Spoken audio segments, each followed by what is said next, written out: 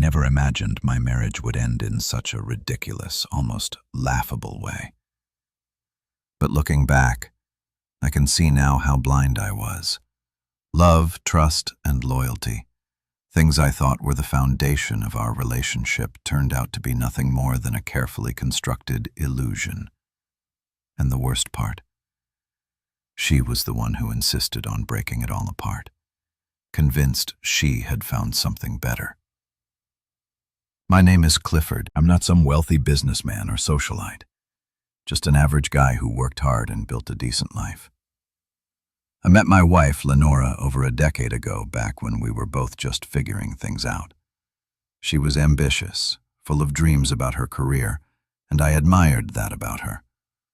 I supported her through every challenge, stood by her side when she struggled to get promotions, and even made sacrifices in my own career so she could move up. For years, I thought we had a strong partnership. We weren't the perfect couple who is, but we had built something solid, or so I believed. It all started unraveling in subtle ways. Lenora began working later than usual. At first, I didn't question it. Promotions came with extra responsibilities, and I didn't want to be the insecure husband. But then came the nights she wouldn't even come home, claiming she was too exhausted, and just crashed at a friend's place. I still didn't raise hell. I trusted her. Then there were the whispers, the way her co-workers started looking at me differently.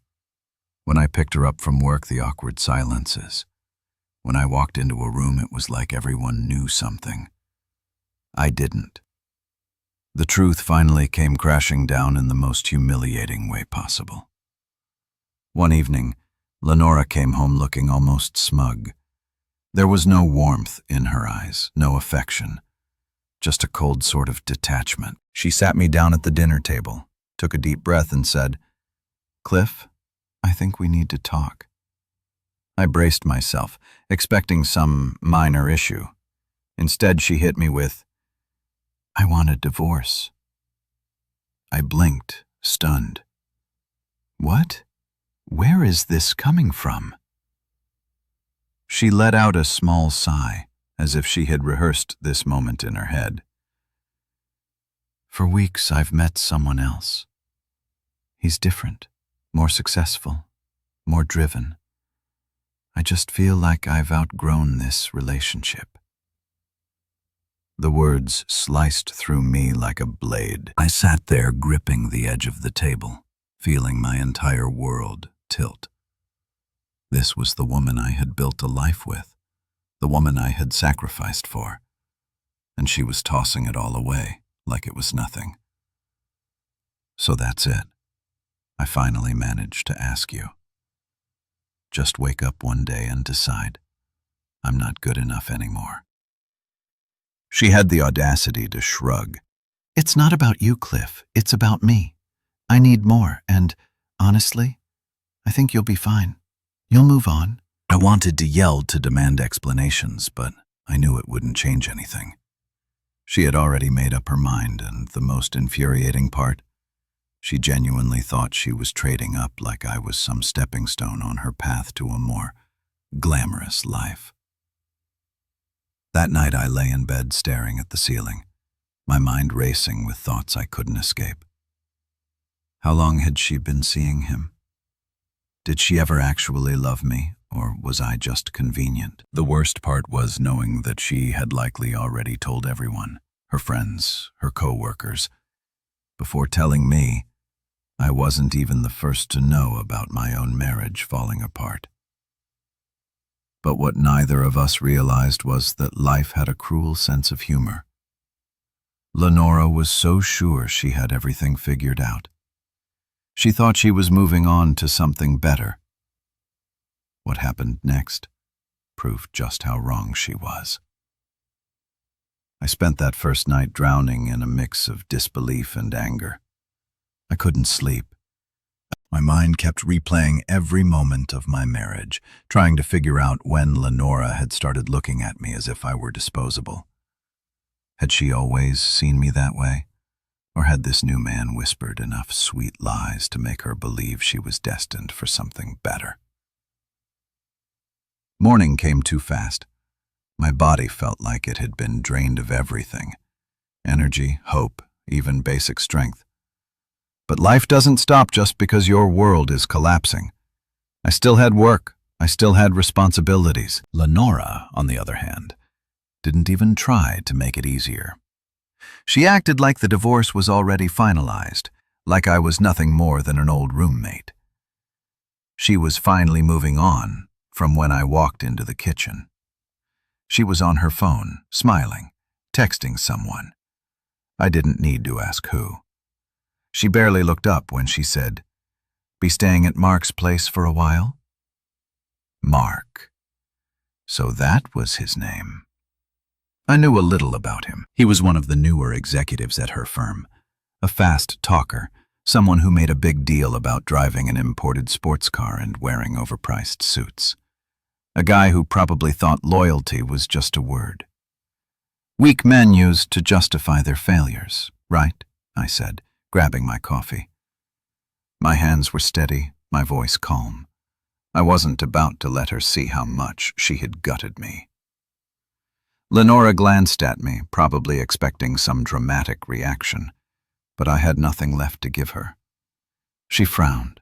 "I know this is hard for you, but honestly, Cliff, you should see this as a fresh start. You'll be fine." I wanted to laugh. The arrogance in her voice, the way she truly believed she was helping me by tearing my life apart. It was almost impressive. I didn't say anything. I just walked out the door and headed to work knowing that this wasn't over, not by a long shot. The first cracks appear. The days passed in a blur. I focused on my job, trying to drown out the thoughts that crept in whenever I was alone. But then something strange happened. I started hearing things. Not voices in my head, I wasn't that far gone, but whispers. Conversations that stopped just as I entered the break room. The way people at her office started acting. When I ran into them by chance, I had a few acquaintances there, people who knew me through Lenora, and they had this look in their eyes. Pity, but also something else. It didn't take long before one of them finally cracked.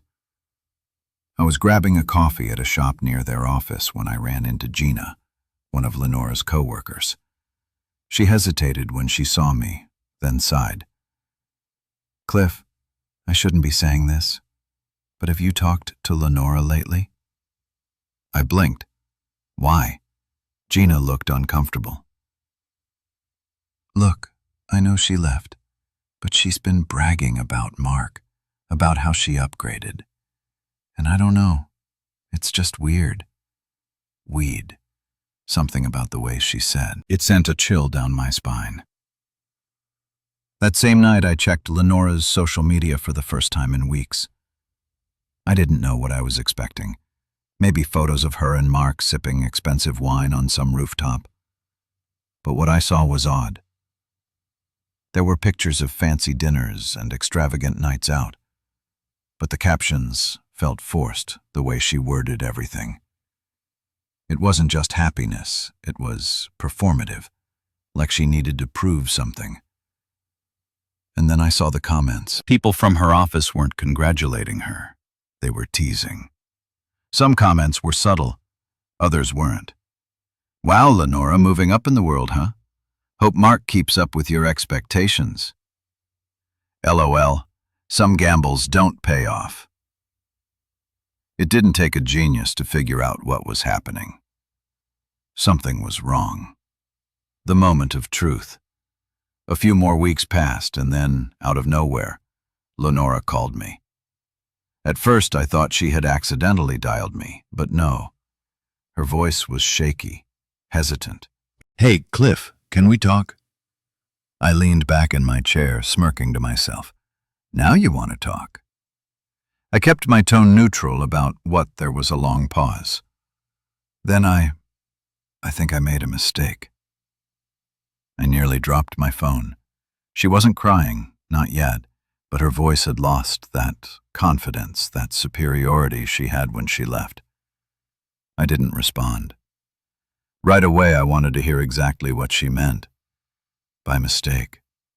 Lenora exhaled. It's Mark Hewins, not who I thought he was. Things aren't working out. And just like that, the woman who threw away our marriage like yesterday's trash was realizing that the grass wasn't as green as she thought. I still didn't say anything. I wanted to save her the moment. And then she asked the million-dollar question. Can I come over? I let the silence stretch. Then finally, I answered. No, Lenora. You made your choice. Live with it. And I hung up. But this was far from over, because what happened next? It turned hilarious. Lenora's call played in my head for the rest of the night. The sheer irony of it was almost too much to process.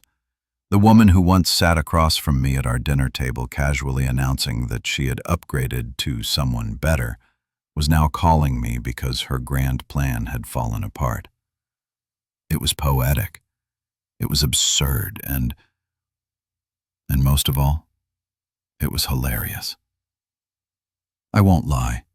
I felt a twinge of satisfaction hearing her voice filled with regret, but I wasn't about to let that cloud my judgment. I knew better than to believe that she had suddenly come to her senses. No, this wasn't about me. This was about her. Her comfort, her image, her security. And if Mark had truly turned out to be a disappointment, then, of course, she'd circle back to the man she had left behind. But I wasn't that man anymore. The next few days were quiet, too quiet for a while. I wondered if that was the end of it, if Lenora had accepted my rejection and moved on. But then the messages started coming in. At first, they were casual, almost friendly. Hope you're doing well. Just wanted to check in. I know I hurt you, but I really missed talking to you. I ignored them all. I had no interest in playing the role of the understanding ex-husband. But then, something changed. One evening, I got a message that was different. Cliff, I need to tell you something. It's important. I debated whether to ignore it, but curiosity got the best of me. I replied with a simple, "What?" Her response came almost instantly. Can we meet, please? Just one conversation. I stared at my phone, debating. Against my better judgment, I agreed.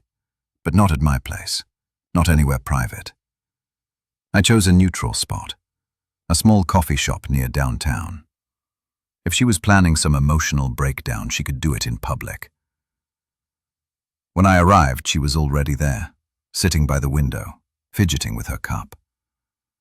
She looked different. Not in a dramatic way, but something was off. The confidence she once carried like armor was gone. Her clothes were still stylish, her hair still perfectly done, but there was something hollow in her eyes. I sat down without greeting her, folding my arms. All right, Lenora. You wanted to talk? So talk. She hesitated, then let out a sigh. Marks of fraud. I raised an eyebrow. Come again? She looked down at her cup, stirring it absent-mindedly. Everything he told me, the fancy car, the big job, the connections, it was all a lie. He borrowed money from people to keep up appearances. He maxed out credit cards to take me to expensive restaurants. And now he's broke. Worse than broke. He owes people money, Cliff. A lot of money. And when I found out, he just blamed me, said it was my fault for having such high expectations. I let out a slow breath, trying to suppress the grin. Tugging at my lips, she continued, her voice shaking. And now people at work, they know they laugh at me, Cliff. I was the one bragging about how I upgraded. I was the one who acted like I had it all figured out. And now I'm a joke. I didn't say anything. I just leaned back, watching as she unraveled. She swallowed hard, her fingers tightening around her cup. I don't know what to do. For the first time since this whole mess started, I felt something other than anger.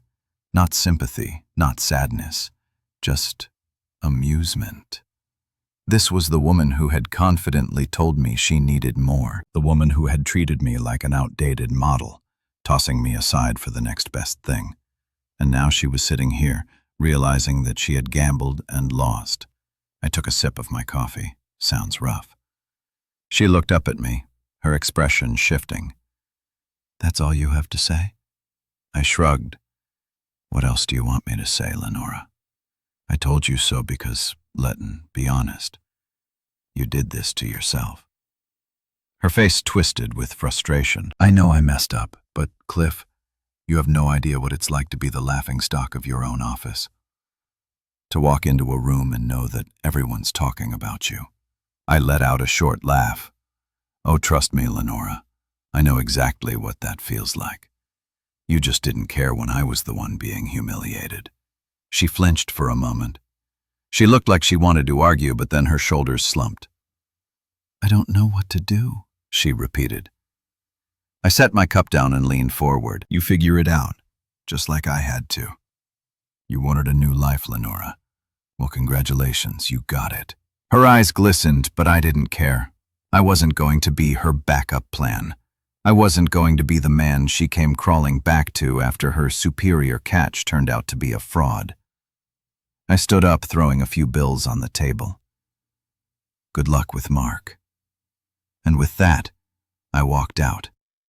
But I had a feeling this wasn't the last I'd hear from her, because women like Lenora, they never stop looking for a safety net.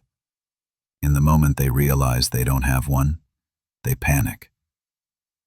I didn't hear from Lenora for a few days. After that coffee shop conversation, I figured she had finally gotten the message that I wasn't going to be her backup plan, her emotional crutch when things went south. But deep down, I knew it wasn't over. Women like her didn't just disappear.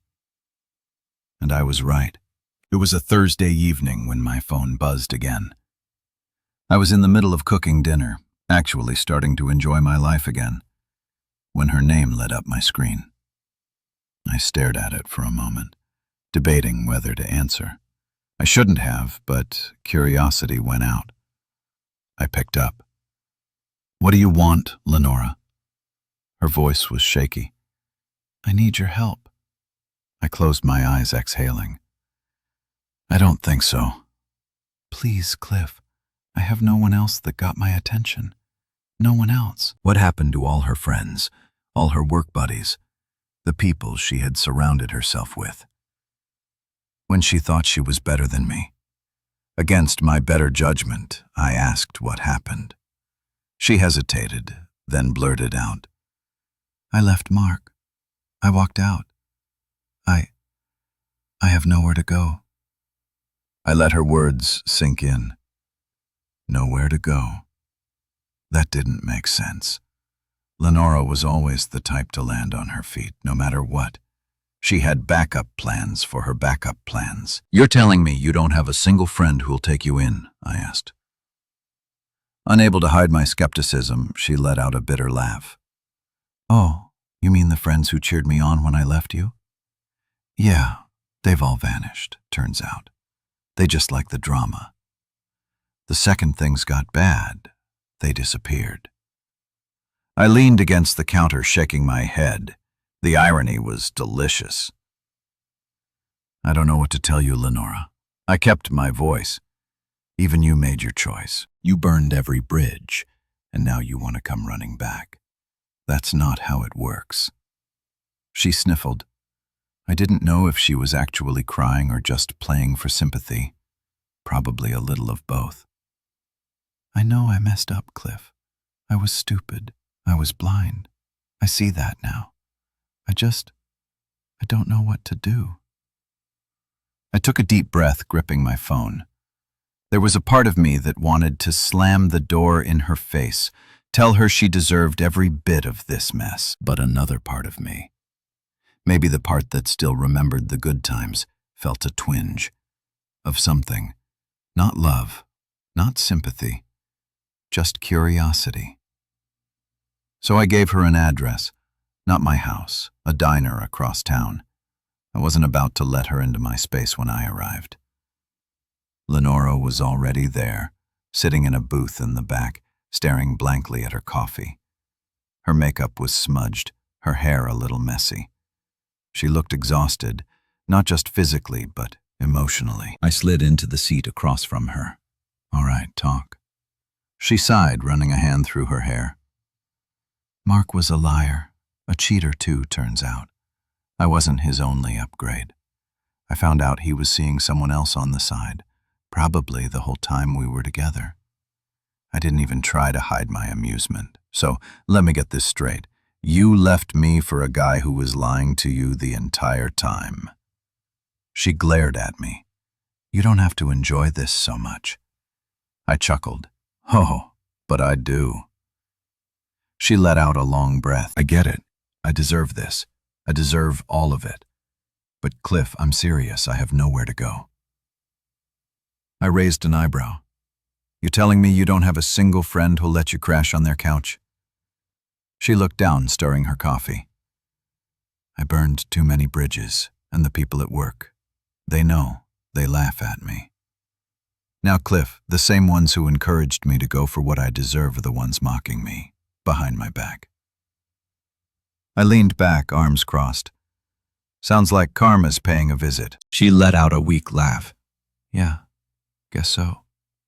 For a long time we sat in silence, and for the first time, I saw Lenora as human, not the arrogant, self-absorbed woman who tore my life apart. Just someone who made a terrible mistake and was now drowning in the consequences. And then she dropped the bomb. "I want to fix things, Cliff." I froze. Watched she looked up, eyes pleading. "I know I don't deserve it. I know I don't have the right to ask, but I want to try again. I miss you. I miss us." I should have been furious. I should have laughed in her face. But instead I just stared at her, taking in the sheer audacity of her request. And then I did the one thing she never expected. I smiled, "Lenora. That's never going to happen." She flinched as if I had physically struck her. "Cliff." I shook my head. "You didn't just hurt me. You destroyed everything we had. You threw me away like I was nothing. And now, because your little fantasy didn't work out, you want to crawl back? No, absolutely not." She opened her mouth, then closed it. I leaned forward, voice low. "You need to learn how to live with the choices you make, and you need to stop expecting other people to clean up your messes." She sat there, stunned as I grabbed my coat and stood up. "Good luck, Lenora." And with that, I walked away for the first time in a long time. I felt free. I walked out of that diner with a weight lifted off my shoulders for the first time since Lenora had dropped the bomb about leaving me. I felt truly free. No more questioning where I went wrong. No more wondering if I had been enough. And certainly no more guilt over how things had ended. She had made her choices. She had set fire to everything we built.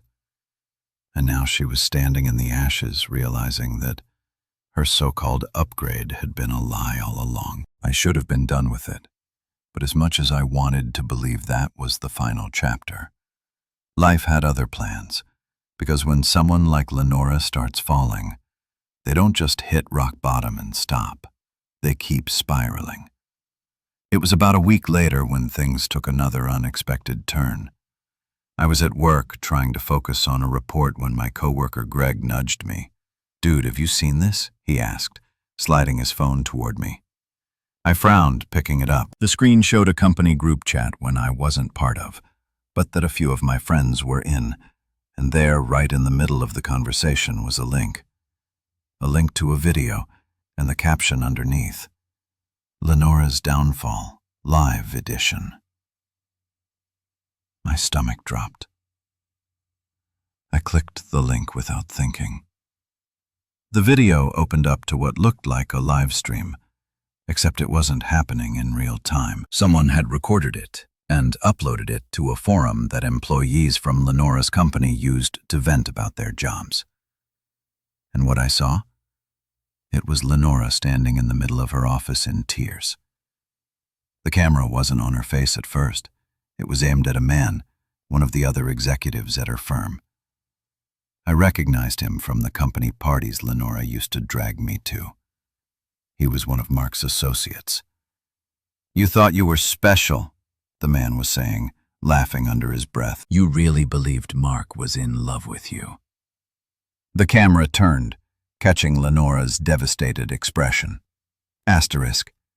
I just, she stammered, wiping at her face. The man smirked, shaking his head. "God, you really are clueless, aren't you? Mark was using you, Lenora, just like he used every other woman who fell for his act. You weren't the one. You were just the next one." There was laughter in the background, people laughing at her. Not just co-workers, but the same people who had once encouraged her, who had hyped her up when she left me. The same people who had once looked at me with pity, now they were looking at her the same way. I couldn't look away. The recording wasn't long, maybe 3 minutes in total, but it felt like an eternity. I watched as Lenora tried to hold it together, as she tried to fire back, only for the man to shut her down with every sentence. "Mark's already moved on," he continued. "You really think he gives a damn about you, please? He was just biding his time until someone better came along. And guess what someone did?" Lenora, visibly pale. "Who?" she asked, her voice barely above a whisper. The man grinned. "Oh, sweetheart, that's not your business anymore." The video ended. I sat there gripping my phone, feeling a strange mix of emotions. This was the woman who had shattered me, who had humiliated me, who had thrown me away for a lie. And now, she was experiencing the very thing she had done to me, except in front of an audience. I should have felt satisfaction.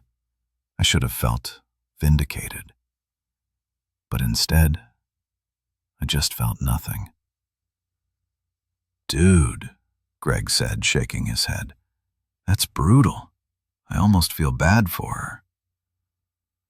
I exhaled, placing the phone down almost for the rest of the day. I tried not to think about it. I tried to push it to the back of my mind, but later that night, as I was getting ready for bed, my phone buzzed another message from Lenora Cliff. "I don't know who else to talk to." I stared at the screen, debating whether to even acknowledge it. But before I could decide, another message came through. I lost my job. I let out a slow breath. So, that was it. The final collapse. First Mark, then her so-called friends, and now the job she had sacrificed me for. Everything was gone, and she wanted me to be the one to pick up the pieces. I turned off my phone and went asleep. She made her bed. Now she had to lie in it. I didn't reply till Lenora's message. Not that night. Not the next day. Not at all. I had spent months drowning in the wreckage she left behind, trying to pick up the shattered pieces of my life while she paraded around with her upgrade. And now, just because her world had gone up in flames, she expected me to come running? No, that wasn't my responsibility. Still, as much as I wanted to pretend that I didn't care, I couldn't deny that a part of me was curious. She had lost Mark. She had lost her reputation. And now she had lost her job. What exactly was she planning to do next? I didn't have to wonder for long. 3 days after she sent that text, there was a knock at my door. I already knew who it was before I even checked the peephole. There was only one person desperate enough to show up unannounced like this. I debated ignoring it. I should have ignored it, but some twisted part of me wanted to see the look on her face. I opened the door and there she was. Lenora looked wrecked. Her usual polished, put-together look was gone. Her hair was tied back in a messy bun.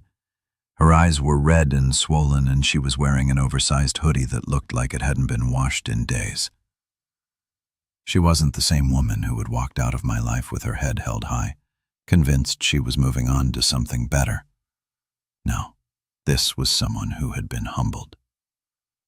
I leaned against the doorframe, crossing my arms. "What do you want, Lenora?" She swallowed hard, shifting on her feet. "I know I shouldn't have come here, but I didn't know where else to go." I raised an eyebrow. "Not my problem," she winced. "I get it, okay? I deserve that. I deserve everything that's happened to me. But Cliff, I need help." I let out a dry laugh. "Oh, now you need help. That's funny, because when I needed you, you were too busy running off with Mark." Her face twisted with shame. I know. I is awful to you, and I don't expect you to forgive me, but I'm out of options." I narrowed my eyes. "What exactly are you asking for?" She bit her lip, looking down. "Just a place to stay, just for a little while, until I can get back on my feet." I almost laughed. The sheer audacity this woman had, thrown away our marriage like it was nothing. She had humiliated me, betrayed me, acted like she was too good for me. And now, because she had finally realized that she wasn't as special as she thought, she wanted to crash at my place? Absolutely not. I stepped back, shaking my head. "No, Lenora." Her head snapped up, desperation flashing across her face. "Please, Cliff, I have nothing." I shrugged. Not my problem. Her lip trembled for a second. It looked like she was about to cry, but then something shifted in her expression. The desperation faded, and in its place, something uglier took root. "You really don't care, do you?" she muttered, her voice laced with bitterness. "You love seeing me like this." I raised an eyebrow. "I never said that." She let out a humorless laugh. "You don't have to. I can see it on your face. You like that. I lost everything. You like that. I'm suffering." I sighed, pinching the bridge of my nose. "Lenora, do you even hear yourself? You did this. You made the choice to leave. You made the choice to betray me. And now, because it didn't turn out the way you wanted, you're acting like I'm the bad guy for not swooping in to save you." She clenched her jaw, her hands balling into fists. "I just thought, after everything, you'd at least have some compassion." I stared at her for a long moment, and then I smiled. "I do, Lenora. That's why I'm not telling you to get lost in a cruel way. I'm doing it politely." Her face twisted with anger. "You're such an—" I didn't let her finish. I closed the door in her face. I stood there for a few seconds, waiting to see if she'd knock again, but she didn't. Eventually, I heard her footsteps retreat, and just like that, Lenora was gone. I exhaled, running a hand through my hair. I expected to feel triumphant, maybe even smug. But instead, I just felt relieved. For the first time in a long time, I was free. But something told me Lenora's downfall wasn't over yet. Because when people like her fall, they don't just disappear. They crash. And I had a feeling I was about to witness the final wreckage firsthand. I thought that was the end of it. After slamming the door in Lenora's face, I figured she'd finally gotten the message that she wasn't welcome in my life anymore. That whatever twisted fantasy she had about me swooping in and rescuing her was never going to happen. But I underestimated something. People like Lenora don't just accept defeat. They claw at any last shred of hope, desperately trying to pull themselves out of the mess they created. And, sure enough, just when I thought I was finally free, she found a new way to drag me back in. It started with an email. I was at work when I saw it sitting in my inbox like a landmine waiting to go off. The subject line was simple: "Please just read this." I almost deleted it on the spot, but curiosity got the better of me. I clicked. "Cliff, I know you don't want to hear from me. I know I'm the last person you ever want to deal with again. But please, just give me a chance to explain. Not for me, for the years we spent together. You deserve the truth. I wasn't happy when I left you. I wasn't trading up the way you think I was. I was scared. Scared of feeling stuck. Scared that if I stayed, I would wake up one day and realize I had wasted my life. It wasn't about you. It was about me. My fears, my doubts, my selfishness. I see that now. And yes, I was wrong about everything about Mark, about the life I thought I wanted. I see it all so clearly now, but it's too late, isn't it? I lost my job, Cliff. I lost my home. I lost the people I thought were my friends. And maybe I deserve that. Maybe I deserve to suffer for what I did to you, but I'm still asking, begging you to meet me one last time just to talk. After that, if you still want me out of your life, I'll disappear forever. Please, Lenora. I leaned back in my chair, staring at the screen. It was pathetic. Not the words themselves, but the timing, the desperation, the way she had gone from dismissing me to now begging me to see her. And yet, something inside me stirred. Not pity, not sympathy, just curiosity. What did she really want? I told myself I wasn't going to reply, but an hour later I found myself typing 2 words. 1 hour. We met at a quiet bar downtown. Not the kind we used to go to as a couple. Those places were too full of memories. This was somewhere neutral, where I could walk away if I needed to. She was already there when I arrived, sitting at a small booth in the corner, nursing a drink that she clearly hadn't touched. I slid into the seat across from her. "All right, you wanted to talk. Talk." She looked up, and for the first time I noticed something I hadn't seen before. She looked ashamed, not embarrassed, not humiliated, genuinely ashamed. "Cliff," she said quietly, "I know I can't fix what I did, and I know I don't deserve anything from you, but I still need to say this. I was wrong about everything." I stayed silent. She exhaled. "I left because I thought I could have more. I thought I was settling with you, and I didn't realize, until it was too late, that what I had with you was the best thing in my life. I was chasing something that never existed, and now I have nothing." She looked down at her hands. "I lost my job because of Mark, because of the choices I made. People at work don't respect me anymore, and now I don't even know where I'm going to live." She let out a shaky laugh. "I know how pathetic this sounds. I know how stupid I look. And if I were you, I'd probably be laughing in my face. But I'm still here because I have nowhere else to turn." I took a sip of my drink, studying her. "So what do you want, Lenora?" I finally asked. She hesitated. "A second chance." I stared at her, waiting for the punchline, but she wasn't joking. She actually thought, after everything, that she could just waltz back into my life and start over. I let out a slow breath. "You don't get it, do you?" Her eyes widened slightly. "What?"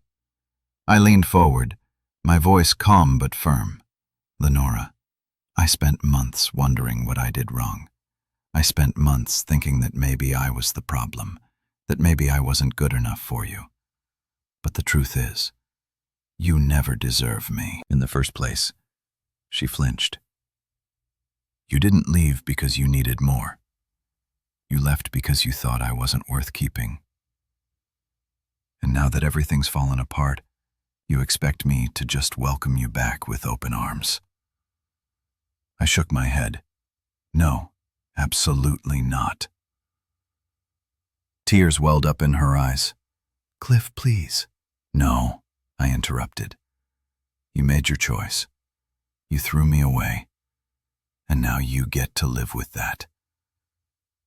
She reached for my hand, but I pulled away. Find somewhere else to go, Lenora. She opened her mouth, but no words came out. And for the first time since this whole mess started, I saw it. Acceptance. She nodded, slowly blinking back tears. I'm sorry, Cliff, she whispered, for everything. I gave her one last look. I know. Then I stood up, and I walked away for good. Walking out of that bar felt different. This wasn't like the last time I had turned my back on Lenora.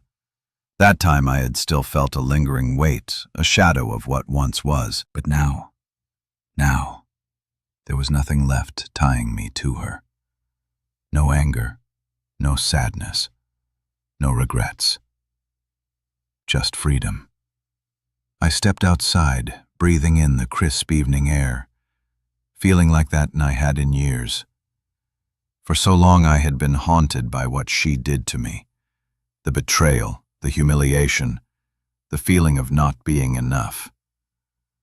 But as I walked away from her for the final time, I realized something. I was enough. I always had been. She had just been too blind to see it.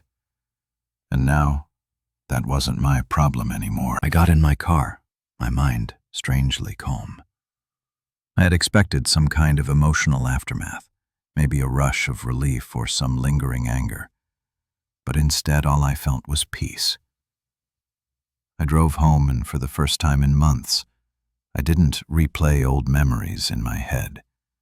I didn't wonder what I could have done differently. I didn't care.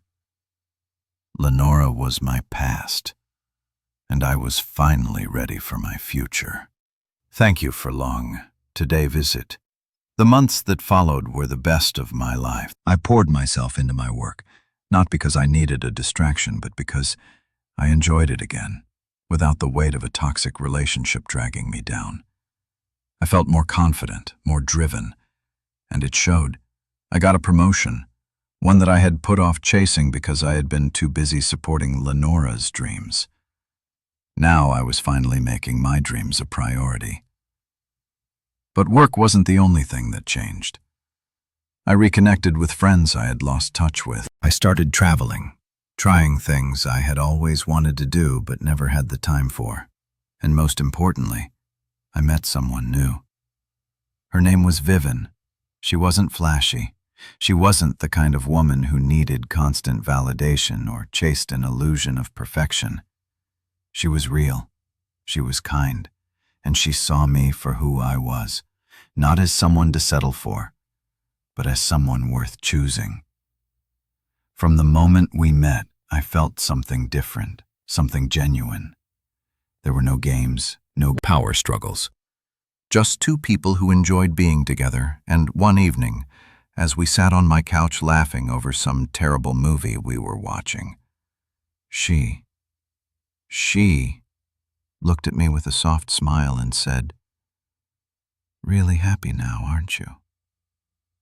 I thought about it for a moment, about where I had been just a year ago, drowning in betrayal, convinced that my life had fallen apart. And now I had everything I ever wanted. I smiled back at her. Yeah, Viv, I really am. And for the first time in a long time, I'm in it because this was the life I was always meant to have without her. And I wouldn't change a thing.